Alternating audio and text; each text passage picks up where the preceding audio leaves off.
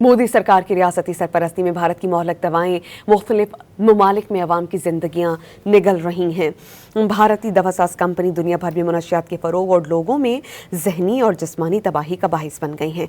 आलमी जरीदा pharmacy business ने दुनिया भर में मनशियात के फैलाव में गुमराहकुन भारतीय किरदार की कलई खोल कर रख दी है।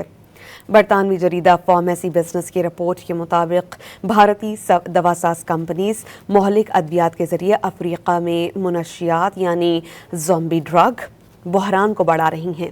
अमेरिका में भारतीय अद्वियात के इस्तेमाल से तकरीबन 10 लाख अमवात वाक़ हो चुकी हैं, जिसके बाद सख्त पाबंदियां आयद की गई हैं।